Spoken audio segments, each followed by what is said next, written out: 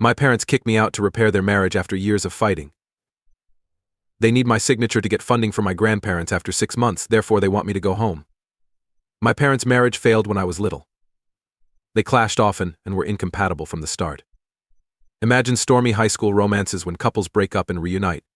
But my parents couldn't leave the house since they were married. They were unable to separate. I was born unable to do so. I entered a world of fighting, yelling, and screaming. Their arguments often started with a small argument or misinterpretation, but they quickly escalated.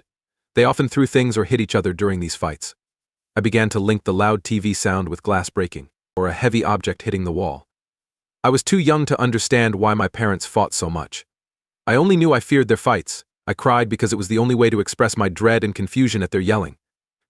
I only got more wrath in response for my cries for comfort or cease. They would become mad and yell at me to stop crying and be quiet. Thus I learnt that expressing my thoughts was risky, and that my despair and worry were undesirable at home. Therefore, I no longer felt safe with my parents. The two people who were supposed to protect me made me feel most vulnerable and afraid. They couldn't prevent themselves from harming each other, therefore I couldn't trust them. I developed coping mechanisms to avoid the chaos as I got older. I went to my bathroom, bedroom, or any other place where I could lock the door to avoid being enraged when the battle started. I hid my head under a pillow or covered my ears to block out them arguing in cramped spaces. Thankfully, my maternal grandparents took over and things improved. After years of silently watching my parents' relationship fail, I think they broke. My parents took action after, witnessing how much their disagreements were hurting me. My grandparents and other concerned relatives staged an intervention when everyone worked together to solve the problem. This intervention gave my parents the option to divorce or seek marriage treatment. For the first time, I felt like someone understood how their relationship was hurting them and me. In addition to saving their marriage, the intervention spared me great turmoil. My family told me things had to change since the toxic environment was affecting my mental health. My parents reluctantly agreed to marriage therapy. Despite its gradual and unpleasant effects, we could tell the surgery was working. My parents had fewer violent, explosive disagreements and focused more on talking than insulting each other. They seemed to be learning a language of respect and understanding instead of fury and blame. Our home gradually calmed, free of the usual stress and anxiety. However, when their connection improved, I saw something that injured and confused me. It felt my parents were leaving me. Despite their lunacy, I had engaged in my daily life. My dad dropping me off at school and my mum providing breakfast showed that they still cared for me. His behaviors waned as they focused on restoring their marriage. Mom suddenly stopped getting up early and making breakfast. Dad used to say he was too busy to drive me to school, but he stopped. Instead, they gave me $20 and told me to buy lunch or take the bus. An unusual and unsettling encounter. I was relieved the fighting had abated and our house was no longer a battlefield. However, I felt fresh loneliness. Despite knowing they were going through a lot, I felt abandoned, like they had forgotten about me in their efforts to rebuild their relationship. Time increased my parents' focus on their relationship, but it seemed to hurt their relationship with me. The two of them started going out more without me. They had never done this before, leaving me at home to eat whatever leftovers in the fridge while they went out for meals or romantic nights. They also stopped asking about my grades and showing interest in my education. I remember the rare times I excitedly announced a hard-earned grade in hopes of a smile or compliment. Instead, they would ignore me and continue their conversation. As my 16th birthday approached, I wanted to celebrate with my best friends. I never got to celebrate my birthday before that year, but I never protested. But this time, I wanted a party and to feel like a typical adolescent. I had the courage to ask my parents for a birthday party. My mum advised me to stop wasting their money. But my dad refused. Her words were profound, making me feel like a burden and like I couldn't ask for anything. She said that I should figure out how to repay them for all their years of spending on me rather than want more items. As usual, I would have moved on, digested my sadness, and withdrawn. But something inside me erupted. Never before had I felt so depressed, frustrated, and enraged. Maybe my adolescent hormones or years of feeling abandoned caused it. It was my breaking point. I screamed at them since they had only given birth and never made me feel loved or cared for. I asked why they had me if they were so mad and said I didn't have to return anything. After hearing my scream, my mother, who had never touched me, hit me in the face. Her words hurt worse than her sudden touch on my cheek. She said I had no right to talk to them that way. That I was lucky they had done so much for me. And that I should be grateful for just living. Tears were appearing. I hoped my father would help, protect or soothe me. Shaking his head, he looked forlorn. He said I needed to mature and learn proper behavior as I got older. He called me immature for clashing with them about a birthday party. I was devastated by their words. I realized my hopes and feelings were irrelevant to them. I cried myself to sleep that night, feeling more alone than ever. Days after my outburst, home tensions increased. My mother never apologized for slapping me or acknowledged the harm I did. It felt like that night never happened. My parents seemed to shun contact these days. They never spoke to me unless it was necessary, and even then, they were cold and abrupt. 1 week later, Dad called me into the living room. I sensed an issue when I entered. He and my mother sat there, looking serious and unhappy. My heart sank as I prepared for further reprimands. As I sat down to reflect about what I did this time, I felt stress growing. I couldn't look them in the eyes because I was frightened of what would happen. My dad started talking before I could react. His voice was calm. I was uneasy about a suggestion of danger. He said he and my mother thought their marriage was practically perfect and had been thinking a lot since our last conversation. He told me they worked hard to be happy together. I was astonished by his following statement when he paused. He advised them to fix one major issue before they could truly enjoy their marriage. After staring at me, my father said I caused their failure. Sitting still, I attempted to understand what he was saying. It was almost missed because he expressed it so plainly. He said they thought their marriage would be perfect if they weren't parenting me. My mother interrupted me with a sharp, resentful voice as I sat with my heart beating. She claimed that I nearly broke them up, and that having me around the house reminded them how much they hated me. Since they had me as children, my dad says they had no option. No one had told the other that they hated parenting over time. He claimed that this latent enmity caused many of their arguments. After attending counseling, they both realized they had a dislike for me, their child. After that, they emotionally separated to save their marriage, but it wasn't enough. My latest disobedience was the final straw. They realized my load on them. They wanted to live their lives without being reminded of their relationship's biggest regret. As I sat there, their words froze me, making me feel like time had stopped and everything was worthless. My parents, who had raised me and been my world, shattered all I knew about love, family, and my family, and inclusivity. As if that wasn't enough, my mother said they wanted me to move in with my grandparents soon. I would have to figure something out on my own if my grandparents didn't want to take me in, just in case, she replied softly. She seemed worried about living with a friend or alone. The cold, heartless way she spoke showed that she and my father were done with me. They had forgotten me and moved on in their minds.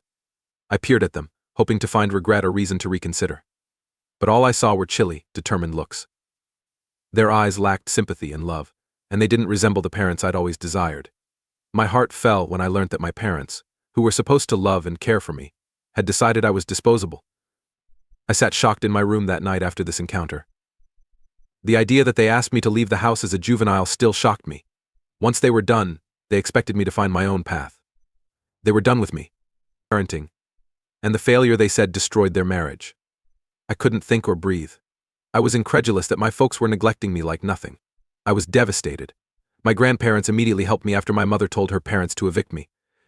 My grandmother's eyes showed fury as soon as they arrived. She was virtually trembling with anger at my parents' treatment of me. Her usually calm voice became harsh and indignant as she asked my mother how she could have done something so heartless. My dad claimed that my grandparents only kept me because of their persistence and that they never wanted me. He told them they had to house me because they were worried about me. How he characterized me, slashed me like a knife, like if I were a chore. However, my grandparents persisted. My grandfather calmly but forcefully told me to gather my important documents and pack my clothes. My eyes were weeping as I staggered back to my room. I cried uncontrollably as I frantically packed my suitcase with quivering hands. The thought of abandoning my only home tortured me. The fact that my grandparents adopted me made me feel lucky. It didn't ease my parents' rejection. While packing, I hoped my parents would wake up and realize what they were doing. I prayed they would stop me, apologize, and say they loved me and wanted me to stay. No such words appeared. When I departed, my grandparents helped me transport my stuff. My parents didn't even glance at me, although I expected resistance or remorse. They held hands at the kitchen table, ignoring me. My heart broke when I saw them seated together, united in their choice. That's when I realized my parents only cared about each other and prioritized their love over their child. I had some of my toughest days in the weeks after moving in with my grandparents. My parents' frightening dreams kept me up at night, drenched in sweat and crying. I lay there shivering in the dark because I couldn't get over my parents' abandonment. I also got sick often, reflecting my anguish. My grandfather worried about my health and accompanied me to the doctor. The doctor informed diplomatically that stress was affecting my mental health after multiple tests. I was getting physically weakened by my feelings. I felt myself falling more into hopelessness. I stopped caring about myself, ate sporadically, and lost interest in everything. Academic performance declined. How much I missed my parents hurt. I kept hoping they would call, apologize, and bring me back. The phone did not ring. I called them in desperate situations, thinking my voice would tell them I was alive and their child. I kept calling, but they never answered. I would tell my mom everything and beg her to come fetch me. Her silence reminded me how little I mattered to her, but she only left me on read. Week after week, the load increased. As I fought to comprehend that my parents had abandoned me, my heart hurt more and more every day. When she was combing my hair to comfort me and normalize my life, my grandma broke down in tears. Shakily grasping the brush, she cried aloud. She cried as she emphasized her and my grandfather's desire to see me happy again and end this. Seeing my granny cry gave me wisdom and guilt. Because she couldn't help me, this person who loved me was as distressed as I was. I realized I couldn't keep letting myself fall. My parents had decided to leave and would not return. Even though it hurt, I had to accept that. At that point, I realized I had to rebuild my life for my grandparents and myself. When I had nowhere else to go, they took me in and did everything they could to help me heal. They deserved to see me struggle to start afresh. I decided to proceed day by day after that. Grief was still unbearable some days, so it wasn't easy. Missing my parents made me breathless. However, I knew I had to keep going for myself and those who still cared. I owed it to my grandparents and myself to find happiness again since they were my lifeline. Over the months, I began to notice small, encouraging things in my life instead of the debilitating pain of losing my parents. Grandma makes my breakfast every morning. It's adorable that she spreads ketchup and a smiley face on my bread. I've never felt so cared for by a tiny gesture. My grandpa irons my school clothes every morning because he thinks a rumpled shirt shows a negative character. This makes me look professional when I go to class. I've never had the freedom of living with my grandparents. I can join extracurriculars. My parents never let me do this, but now I've met friends and joined sports teams. Now I look forward to weekends. I had never spent much time with my pals, but my grandparents insisted. Now I can relax and be a teen without being judged. Time has made me think less about my parents. Naturally, the pain persists. I'm less obsessed with it. My grandparents have created a loving, respectful, and safe environment. Eventually, their house became mine. I've been away from my parents' place 6 months. My father's and mother's relatives still visit me often. Everyone in the family was startled and enraged when my parents' actions were revealed. After challenging my parents' decision to leave me, everyone stopped talking to them. My family periodically provide facts regarding my parents' lives. I think my absence increased their closeness. They took a trip recently, enjoying their marriage's peace. Though it stung, I tried to disregard my thoughts. I hadn't spoken to my grandparents in months since I wanted to move on and focus on my new life with them. Yesterday, something unexpected happened. Look at my ringing phone screen and my heart stops. My mother called. Despite repeated attempts to rub my eyes, the phone kept ringing. I thought I was suffering a cruel mental prank. I grabbed it with a shaking hand, my heart beating. I heard her breathing on the other end initially when I responded. Unsteady and uncertain. After an uncomfortable silence that seemed forever, she spoke. I forgot how soft her voice was. She reluctantly asked how I was. I couldn't answer the lingering question. How would I answer her? That I was fine? I was hurt? That despite my everyday need for them, I resented their actions. Unsure what to say, I kept quiet. She asked if I could chat again, saying she needed to discuss something important. Her cautious, nearly planned remarks made me wonder what could be so important after all this time. Why suddenly after months of silence and apparent life progress? In the months since they removed me, we had a lot of unspoken hurt. I clung to the hope that she was apologizing, but I wasn't sure I could. Listen. As I asked her what she wanted, I attempted to be cool despite my feelings. There was silence on the other end, and I could hear her gathering her courage to speak. My mother requested I return home after taking a deep breath. After hearing the words I had longed for months, I felt strange and hollow. She said she and her father regretted tossing me out after thinking about it. They advised me to apologize at home. Her words didn't sit well with me. She never apologized for what she and my father did to me. She read from a script, like she practiced. No true sorrow or sadness was evident. I told her I didn't trust her and thought she was lying. I said she and her father wouldn't have waited 6 months to contact her if they regretted what they did. They might have easily knocked on my grandparents' door to plead for my pardon. They had been quiet for 6 months, vacationing, enjoying life without me, and growing closer. She called me unexpectedly, assuming that a few words might fix all and undo their damage. I told her I no longer needed them, and to stop manipulating my emotions. I had been trying to start over without them for 6 months after they ejected me. I wouldn't let them back in and act normally. I ended the call there. Not sure how I feel about this. AITA for not trusting my mom and returning home after she. And my father expelled me? Thanks to everyone who has reached out and offered support. My mom has called me 3 more times since we last spoke, but I haven't answered. It seems too good to be true, yet my dad wrote me a note stating he misses me and apologizing for everything. I told my grandparents about my mom's unexpected call since I'm delighted others find my parents' actions weird. My granny is asking other family members why my parents pressured me to return home. Update 2 News of the Truth suggests we were fine. One of my dad's relatives confirmed that. My paternal grandparents wrote a new will. As their only son, my dad is supposed to inherit everything. They included a clause to their amended will. My signature and the money must be split evenly between my dad and me for him to inherit. If I don't sign, Charity gets the full fortune. Like everyone else, my paternal grandparents know about my parents' abandonment and keep in touch. Undoubtedly, they want to reconnect me with my parents. I now realize that my parents only contacted me because they fear losing this bequest if they don't stay in touch. To avoid objections to signing for the bequest if my paternal grandparents die, they want me to return.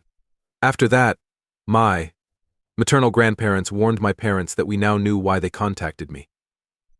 My mother tried to convince me to think about my future, because I would benefit from the inheritance, not just my paternal grandparents' will. Her arguments didn't convince my grandma. She apologized for her cruelty and told my mother she was no longer her daughter. After that fight, I blocked my parents. My grandparents will be my home. Like I've done for months. Even though my relationship with my parents may never be healed, I may learn from the experience. I'm finally among folks that care about me and want the best for me, even if it's not my life plan.